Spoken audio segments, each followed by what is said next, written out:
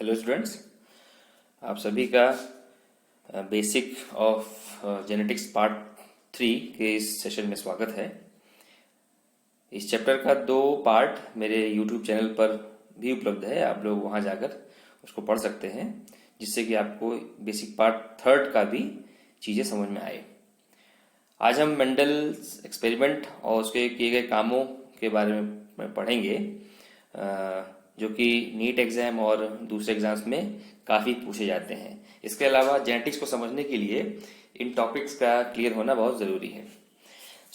हमारे इस class session में जो कंटेंट्स हैं वो ये हैं: Mendel's work, why Mendel chosen garden pea, 3 stages of Mendel's experiment, यानी मेंडल्स के जो 3 स्टेज थे वो कौन से थे, मेंडल्स ऑब्जर्वेशन, मेंडल ने क्या देखा, मेंडल क्यों सक्सीड हुए अपने एक्सपेरिमेंट में, मेंडल का काम लगभग 34 साल तक अननोटिस्ड रहा, यानी कि 1900 तक 80 तक अननोटिस्ड रहा।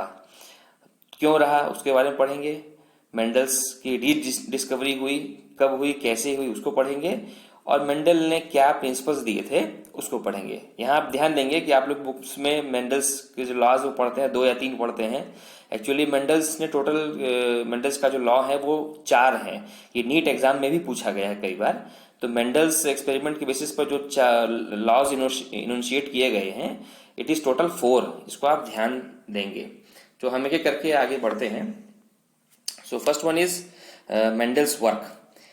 आपको पहले ही बताया था मैंने, द फादर ऑफ जेनेटिक्स कौन है? मेंडल्स, ग्रेगर जॉन मेंडल साहब, जो कि 1822 में पैदा हुए, 1884 में उनकी डेथ हो गई।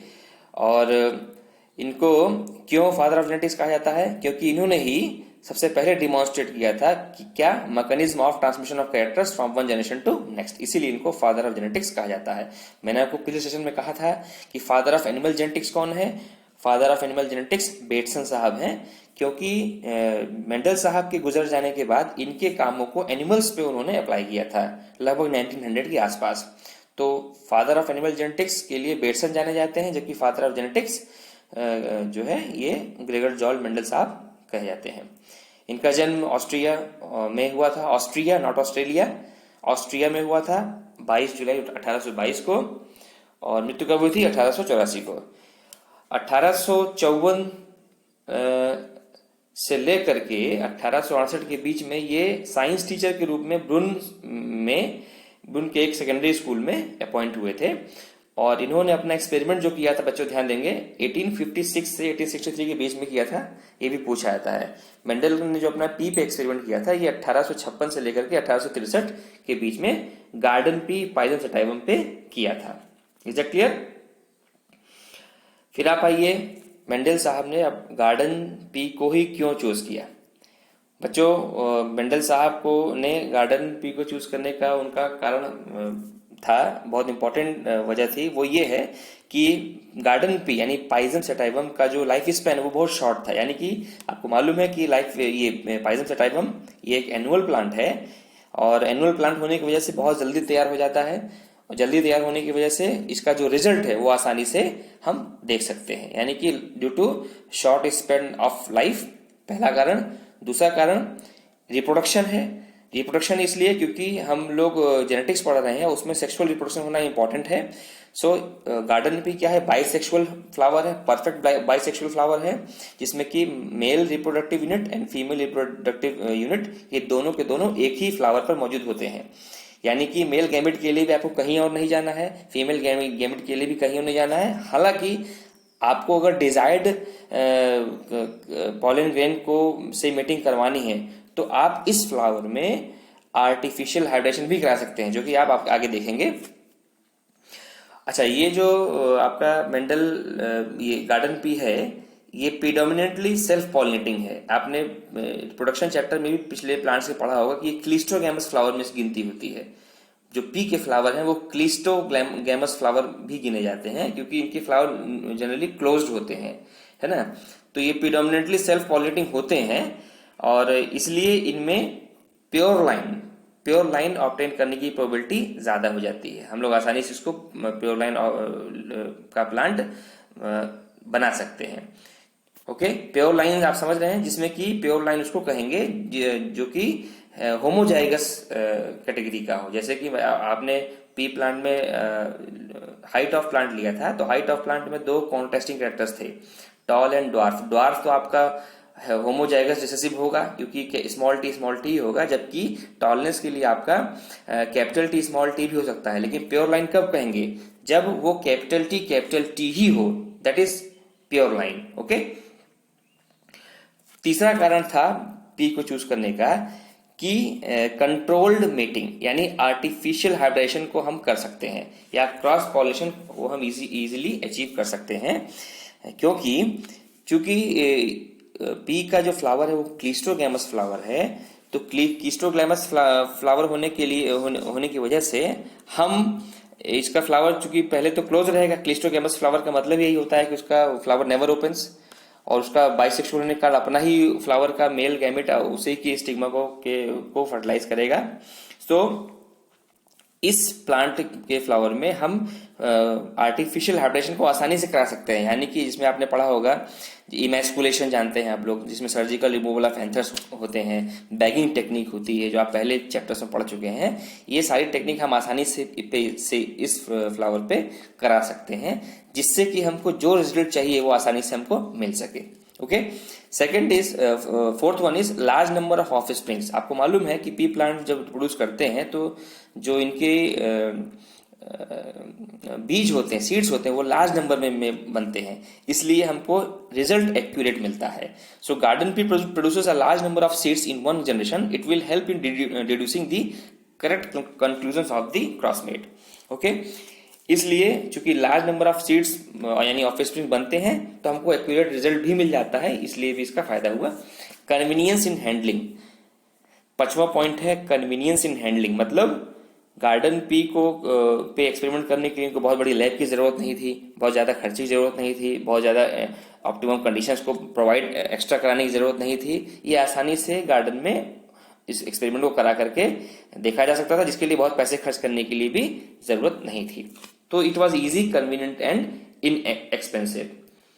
उसके बाद आप आ जाइए 3 stages of Mendel's experiment. Mendel साहब ने अपना एक्सपेरिमेंट को 3 स्टेज में किया था। पहला स्टेज क्या था? सिलेक्शन ऑफ प्योर और ट्रू ब्रीडिंग पेरेंट्स। सबसे पहले इन्होंने प्योर या ट्रू ब्रीडिंग पेरेंट्स को लिया। यहां पर मैंने आपको बताया कि प्योर या ट्रू ब्रीडिंग पेरेंट्स क्या है? ऐसे पेरेंट्स जो कि अपने डोमिनेंट कैरेक्टर के लिए होमोजाइगस हैं। मैंने आपसे कहा जो कि अपने डोमिनेंट कैरेक्टर के लिए होमोजाइगस। होमोजाइगस का मतलब जिसमें दोनों एलिल सेम हो। जैसे कि आपने हाइट ऑफ प्लांट में कहा कि हाइट ऑफ प्लांट में टालनेस एंड ड्वार्फनेस दो कॉन्ट्रास्टिंग कैरेक्टर हैं, तो ये प्योर लाइन कब होंगे? ड्वार्फनेस तो आपका प्योर ही होगा, क्योंकि ड्वार्फनेस में जो दोनों जीन होती हैं वो स्मॉल टी की ही होंगे। और टॉलनेस का, टॉल प्लांट में को आप प्योर कब कहेंगे? जब टॉल में आपको कैपिटल टी और कैपिटल टी ही हो, यानी होमोजाइगस डोमिनेंट हो, यानी कैपिटल टी का जीनोटाइप हो, तो वो प्योर लाइन कहलाया जाएगा। जबकि कैपिटल टी स्मॉल टी अगर है तो वो हेट्रोजाइगस डोमिनेंट होगा और वो प्योर लाइन उसको आप नहीं कहेंगे। ठीक है, तो पहला स्टेज इनका यही था कि इन्होंने प्योर और ट्रू ब्रीडिंग पेरेंट्स को चूज किया। उसके बाद क्या किया? Stage 2, hybridisation and obtaining of F1 generation. इन्होंने क्या किया? इन्होंने इस स्टेज 1 में जो पेरेंट्स को सिलेक्ट किया था, इसको आपस में मीटिंग कराया, क्रॉस कराया। उसके बाद जो उनको ऑफस्प्रिंग मिला वो F1 जनरेशन उन्होंने पाया और उसको ऑब्जर्वेशन किया। स्टेज 3 में क्या किया? स्टेज 3 में इन्होंने जो F1 जनरेशन में इनको ऑफस्प्रिंग्स मिले हैं उनकी आपस में सेल्फिंग करा करके जो सेकंड जनरेशन मिला उसको उन्होंने ऑब्जर्व किया। ठीक है, उसको अगर सेकंड जनरेशन को फिर क्रॉस करा के अगला निकाला तो वो F3 हो गया, F4 हो गया, लाइक दिस। ठीक है, तो आपका थर्ड जनरेशन क्या है?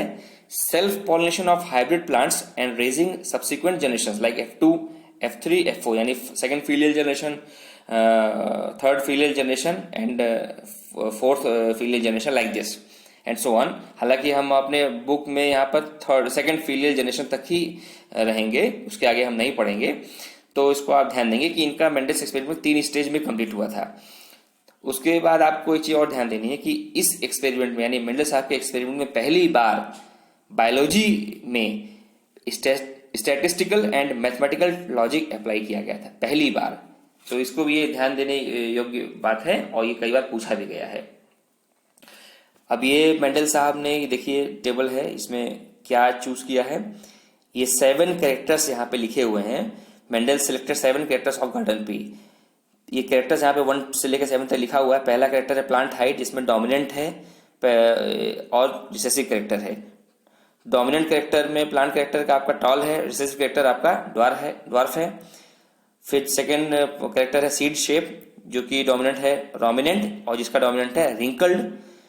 सीड कॉटिलेडन, आप देखिए बुक में आपको सीड कलर भी लिखा होगा, आप बुक्स में देखेंगे तो आपको सीड कलर कैरेक्टर लिखा होगा। यहाँ आप ध्यान देंगे कि वो सीड कलर जो होता है वो एक्चुअली सीड कॉटिलेडन की बात करता है। यहाँ पॉइंट नंबर 3 देखेंगे आप लोग, पॉइंट नंबर 3 में सीड ब्रैकेट में कॉटिलेडन कलर है। तो एक्चुअली ये सीड कलर की जो बात करता है ये कॉटिलेडन कलर है। ये क्या है, कॉटिलेडन कलर होता है और इसका डोमिनेंट येलो है और रिसेसिव क्या है, ग्रीन है। सीड कोट कलर या ऑब्लिक फ्लावर कलर या तो कलर्ड होगा, अगर कोई भी कलर का है चाहे जिस कलर का हो वो डोमिनेंट होगा, और अगर कलर्ड नहीं यानी व्हाइट है तो ये वो आपका रिसेसिव कैरेक्टर होगा। इसको आप ध्यान देंगे। पॉड शेप आपका फुल है, इन्फ्लेटेड है, फुल ऑब्लिक इन्फ्लेटेड, ये आपका डोमिनेंट है। फ्लैट ऑब्लिक कॉन्स्ट्रिक्टेड ये आपका रिसेसिव है। पॉड कलर देखिए, पॉड शेप आपका फुल और इन्फ्लेटेड है, डोमिनेंट है, और फ्लैट और कॉन्स्ट्रिक्टेड आपका रिसेसिव है। पॉड कलर में आपका ग्रीन डोमिनेंट है, रिसेसिव आपका येलो कलर का है। फ्लावर पोजीशन में एक्सियल डोमिनेंट है एंड टर्मिनल रिसेसिव कैरेक्टर है। इसी चीज को आप यहाँ फिगर से समझिए। सबसे ऊपर वाले लाइन में देखिए, हॉरिजॉन्टल लाइन में हाइट, सीड शेप, ये सारे क्या हैं, सबसे ऊपर ये आपके कैरेक्टर्स लिखे हुए हैं, जैसे हाइट ऑफ प्लांट, उसके बाद सीड शेप है, सीड कलर है, सीड कोट कलर है, pot shape, pot colour, flower position, ये सारे कैरेक्टर्स हैं। और क्या क्या इसके डोमिनेंट है वो ऊपर लिखे हैं, नीचे आपके इसके रिसेसिव कैरेक्टर्स लिखे हुए हैं और इसके फिगर्स भी बने हुए हैं। आप यहाँ से इसको पहचान सकते हैं। इसको आप लोग बच्चों अच्छी तरीके से याद कर लीजिएगा, क्योंकि तमाम क्वेश्चंस में आपको इन्हीं एग्जाम्पल्स के कंडीशन दे दी जाती है, जिसमें आपको एनालाइज करना होता है कि रिजल्ट क्या होगा, या जीनोटाइप लिखने में आपको हेल्प मिलती है। तो आपको अगर ये नहीं मालूम होगा कि कौन सा डोमिनेंट है और कौन सा रिसेसिव है, तो आप क्वेश्चन नहीं कर पाएंगे। Next is Mendel's observation. Mendel साहब ने क्या ऑब्जर्व किया? पहला ऑब्जर्वेशन ये था कि मेंडल एक्सपेरिमेंट में जब उन्होंने पहला स्टेज में प्योर लाइन को लिया था, यानी प्लांट्स क्या थे, प्योर थे, तो उन्होंने देखा जिसकी फर्स्ट जनरेशन उनका सारा का सारा जो भी ऑफस्प्रिंग बने वो सारे के सारे क्या थे, डोमिनेंट कैरेक्टर को रिप्रेजेंट कर रहे थे। यानी कि F1 generation progenies always resemble one of the true breeding parents and trait of other was not seen. जैसे कि आपने इस फिगर नीचे बना हुआ है, इसमें टॉल पी प्लांट को लिया और ड्वार्फ पी प्लांट को कराया, तो यहाँ पे देखिए F1 जनरेशन जो बना है, जो कि हेटेरोजाइगस टॉल लिखा हुआ है, इसमें सारे प्लांट टॉल ही दिखे।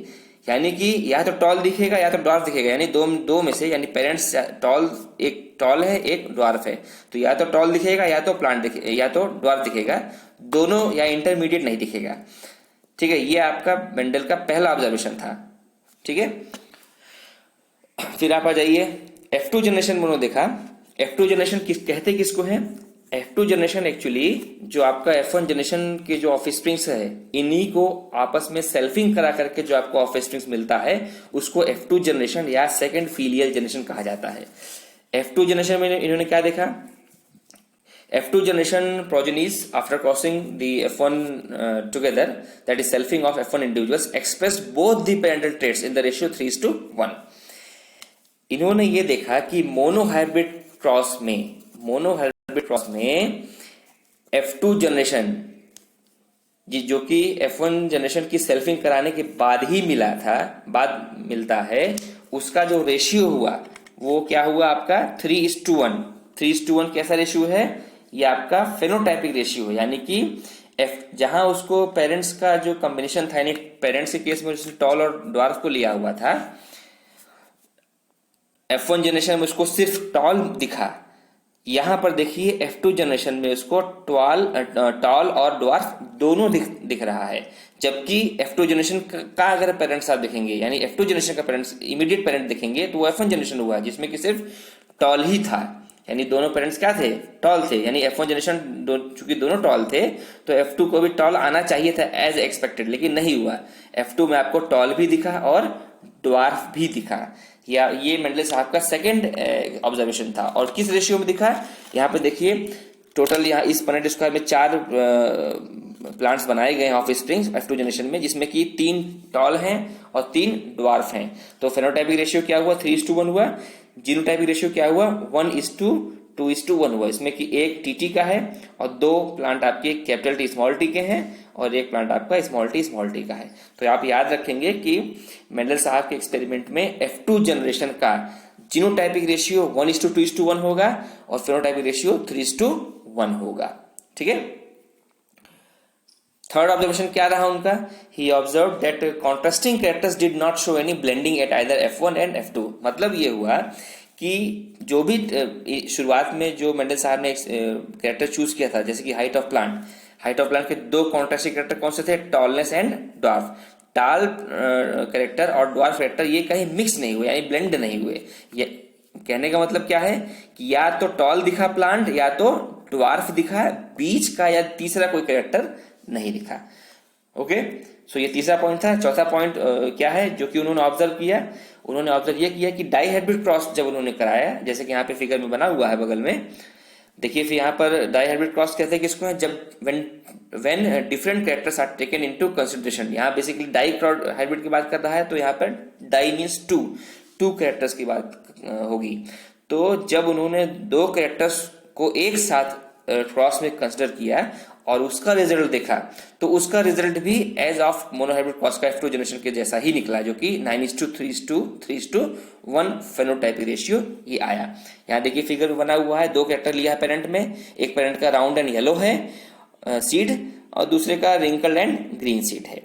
तो यहाँ पे 2 कैरेक्टर यानी कि colour of the seed and shape of the seed दोनों लिया हुआ है, 2 कैरेक्टर को एक साथ कंसिडर किया हुआ है, इसलिए ये डाइहाइब्रिड क्रॉस होगा। अच्छा, मेंडल अपने एक्सपेरिमेंट में सक्सीड क्यों हो गए, क्यों उनको सफलता मिली? एक्चुअली मेंडल साहब की सफलता का सबसे बड़ा कारण यह था कि उन्होंने pure breeding varieties of P को चूज किया। पहला क्या है, Mendel took only pure breeding varieties of P for his experiment. दूसरा क्या है, ये इत्तेफाक की बात रही कि मेंडल ने जो अपना एक्सपेरिमेंट किया और जो 7 कैरेक्टर उन्होंने चूज किए, वो 7 कैरेक्टर के जो एलिल्स थे यानी जीन्स थे, वो क्रोमोसोम पे बहुत पास नहीं थे, एक ही क्रोमोसोम पे, यानी कि लिंकेज शो नहीं करते थे। अगर पास होते तो हो सकता था कि 2 कैरेक्टर एक साथ अगले जनरेशन में चले जाते, तो ये फिर मेंडल लॉ को फॉलो नहीं करता। तो ये उनकी किस्मत रही कि जो 7 कैरेक्टर्स उन्होंने चूज किए वो ना तो लिंकेज को शो करते थे, नहीं इंटरेक्ट करते थे वो जीन्स आपस में, या इनकम्प्लीट डोमिनेंस को शो नहीं करते थे। और अगर ये सब शो करते यानी कि लिंकेज, इंट्रैक्शन या इनकम्प्लीट डोमिनेंस वगैरह शो करते, तो ये मेंडल लॉ को का डेविएशन है, जो कि आप आगे टॉपिक्स में पढ़ेंगे, आपके बुक में ये है भी। तो ये इत्तेफाक की बात है कि इन 7 कैरेक्टर्स को जो मेंडल साहब ने चूज किया, इन कैरेक्टर्स में आपस में लिंकेज या इनकम्प्लीट डोमिनेंस या दूसरा इंटरेक्शंस नहीं हुआ, ये इनके लिए फायदेमंद रहा। तीसरा कारण क्या रहा इनके सक्सीड होने का, कि इन्होंने अपने एक्सपेरिमेंट में 1 या 2 कैरेक्टर को ही एक साथ लिया, एक बार में लिया, यानी कि अपने ऑब्जर्वेशन में एक्सपेरिमेंट में इन्होंने सिर्फ 1 कैरेक्टर को या 2 कैरेक्टर को ही कंसिडर किया, उससे ज्यादा कैरेक्टर को कंसिडर नहीं किया। जबकि इनसे पहले यानी कि इनके पहले के जो साइंटिस्ट थे प्रेडिसेसर्स थे, इन्होंने काफी सारे कैरेक्टर को एक साथ लिया था, जिसकी वजह से क्लियर रिजल्ट उनका नहीं मिल पा रहा था।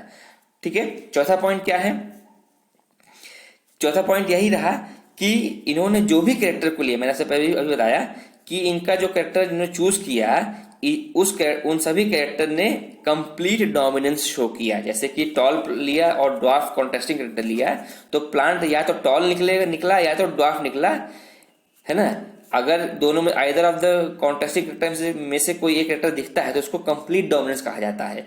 लेकिन अगर जैसे आपने हाइट ऑफ प्लांट में टॉलनेस और डॉर्फनेस को चूज किया और आपको रिजल्ट यानी क्रॉस के बाद न तो टॉल दिखा न तो डॉर्फ दिखा, यानी कि तीसरा कोई कैरेक्टर दिख गया, तो उसको आप इनकम्प्लीट डोमिनेंस कहते हैं, वो आप आगे पढ़ेंगे।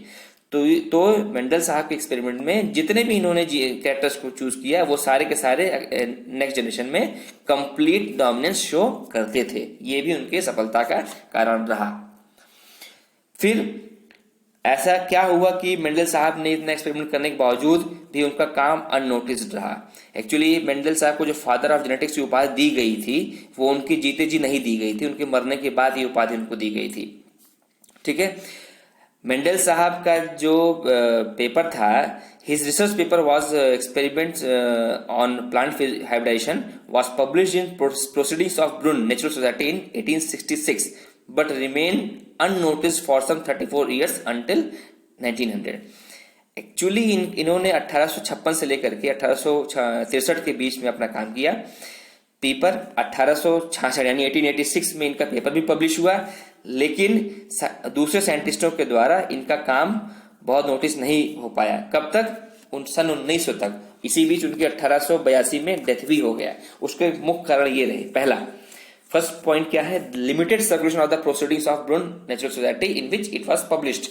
यानी जिस रिसर्च पेपर में इनका काम पब्लिश हुआ था उसका सर्कुलेशन बहुत ज्यादा नहीं था, यानी बहुत व्यापक नहीं था, वो बहुत छोटे स्तर पर उसका सर्कुलेशन होता था, इसलिए उनका काम बाकी साइंटिस्टों के नजर में आ भी नहीं पाया।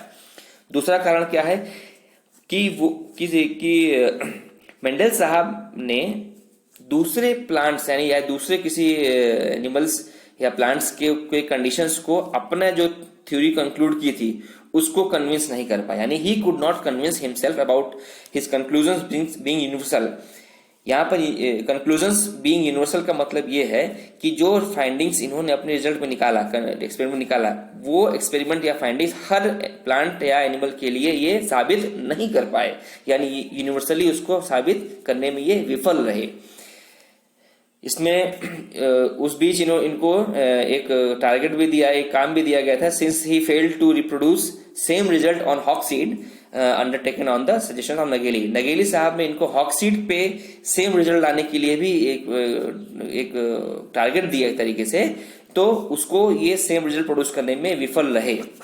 ठीक है, तो इसलिए भी बहुत ज्यादा इनको नोटिस नहीं किया गया।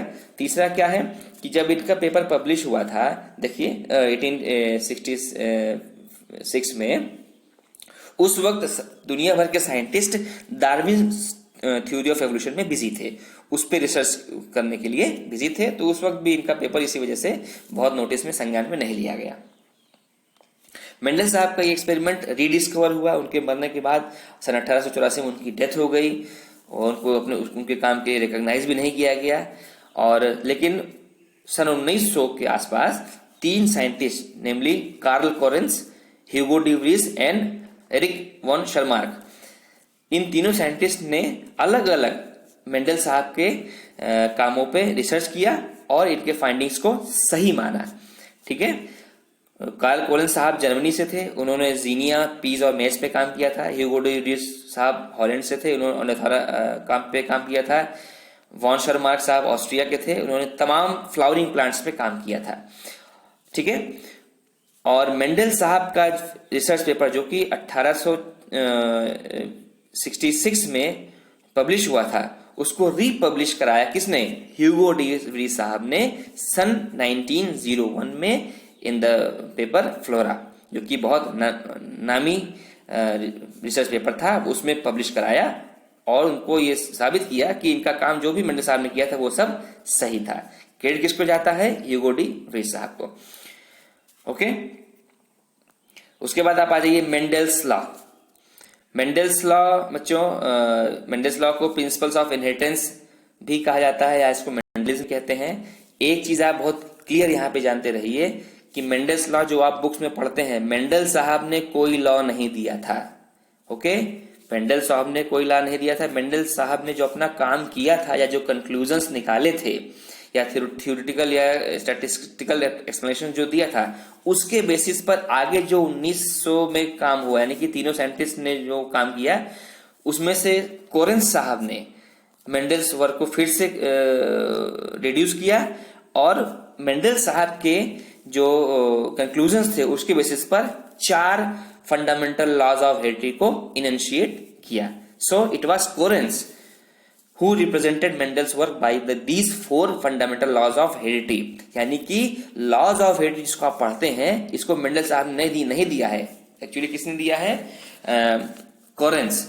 बट किसके बेसिस पर दिया है? मेंडल साहब के एक्सपेरिमेंट की फाइंडिंग्स और कंक्लूजन के बेसिस पर दिया हुआ है। तो आप ये भी नीट में पूछा गया क्वेश्चन है कि कितने मेंडल साहब के एक्सपेरिमेंट से डिड्यूस हुए हैं। The answer is 4। 1 2 नहीं, 3 नहीं, 4। कौन कौन से हैं? Principle of paired factors postulate 1, principle of dominance postulate 2, principle और लॉ ऑफ सेग्रीगेशन, इसको फर्स्ट लॉ ऑफ मेंडलिज्म भी कहा जाता है, और फोर्थ वन इज प्रिंसिपल और लॉ ऑफ इंडिपेंडेंट असॉर्टमेंट, इसको सेकंड लॉ ऑफ मेंडलिज्म भी कहा जाता है। ओके, सो बच्चों ये क्वेश्चन नीट में पूछा गया है कि कितने लॉज इनिशिएट किए गए थे मेंडल के एक्सपेरिमेंट के बेसिस पर, दैट इज 4। ठीक है, और हम लोग इन लॉज पे जो कि मेंडल का एक्सपेरिमेंट के बेसिस पे दिया गया था डिटेल में, और इसके जो अपवाद हैं आप इसी चैप्टर में आगे पढ़ेंगे, जिसमें कि लिंकेज है, इनकम्प्लीट डोमिनेंस है, and many more are there. हम इस चैप्टर में आगे पढ़ेंगे, और उसके लिए आप हमारा यूट्यूब पे मेरा चैनल है, उस पर आप सब्सक्राइब कीजिए। और बेसिक्स ऑफ जेनेटिक्स पार्ट 4 मैं जल्दी ही लोड करूंगा। आई होप ये आपको बेसिक जानकारी थी। चूंकि थियोरेटिकल पोर्शन ज्यादा था, इसलिए मैंने इसको पीपीटी पर बनाकर ही देना उचित समझा। आप लोग इसको नोट कर लीजिए, और आगे हम बेसिक कॉन्सेप्ट्स पे पार्ट 4 पे बढ़ेंगे। तब तक के लिए थैंक यू सो मच, और जल्दी ही मैं आपको पार्ट 4 भी अपलोड कर दूंगा। Thank you so much.